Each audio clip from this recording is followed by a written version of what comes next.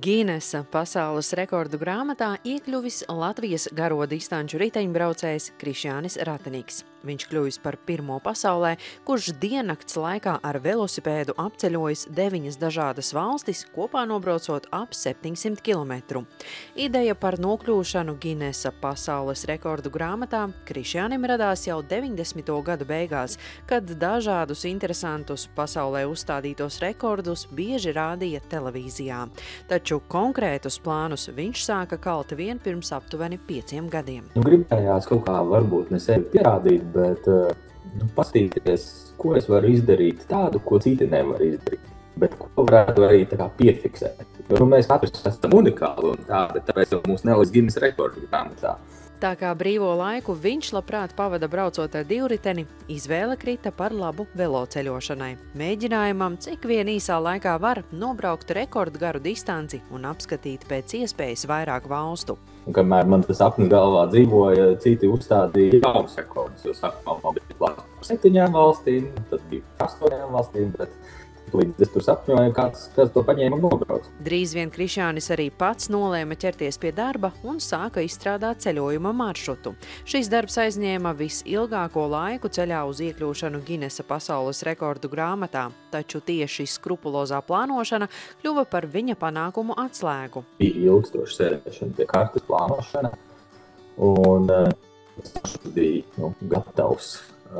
Tad es to centos izbraukt ar Google mašīnīti, skatīties ielas attēlus, katru krūstojumu, katru pilsētiņu. Krišjānis kopā ar savu atbalsta komandu apceļoja 9 valstis – Itāliju, Šveici, Lihtenšteinu, Austriju, Franciju, Vāciju, Beļģiju, Luksemburgu un arī Nīderlandi. Ceļojums bija saplānots līdz sekundes precizitātei, un laika apstāties bija maz. Vien tik, lai piefiksētu ceļa gaitu un veiktu atzīmes atbilstoši Ginesa rekordu asociācijas atsūtītajiem noteikumiem. Viņi atsūtīja visus priekšnoteikumus, kā vajag fiksēt šo rekordu, kādiem jābūt lieciniekiem, dokumentiem, kā jātur telefonu, kad es sevi filmēju, respektīvi pilnīgi viss sīk aprakstīts.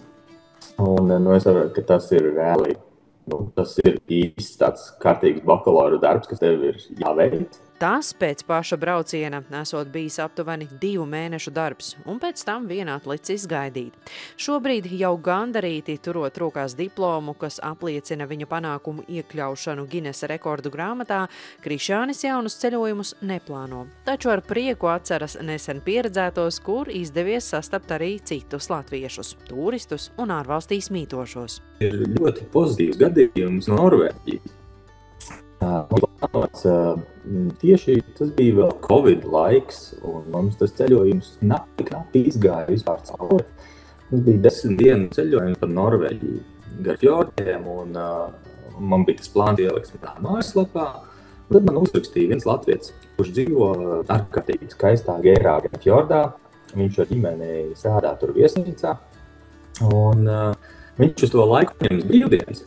Un mums labprāt pievienotos ar savu riteni. Abi sarunājuši ceļot kopā, un viņus ar mašīnu pavadījusi arī latviešu ceļa biedra sieva, kas veda riteņbraucēju mantas un sagurušos ceļiniekus, arī palutināja ar pašceptu kūku. Viņiem, protams, bija forši, viņi latvieši tur pārāk bieži neredz. Savukārt mēs vairāk uzzinājām par Norvēģiju. Krišjānis arī labprāt uzklausa ārvalstīs dzīvojošo latviešu ieteikumus, plānojot tālākas distances ārvalstīs. Padomus viņam var nosūtīt mājaslapā velomens.lv. Savukārt tikko uzstādītais Ginesa rekords, kā cer pats Krišjānis, mudinās arī citus ne tikai sapņot, bet savus mērķus un vēlmes piepildīt. Ar to, ko es esmu izdarījis, es gribētu, lai citi ne tikai sapņo, bet arī realizē savus sapņus. Un to var izdarīt arī pilnīgi normāls cilvēks. Man ir ģimene, man ir jāstrādā, un man ir tikpat daudz stundas dienā kā visiem citiem. Cilvēki uz priekšu, realizējiet savus sapņus.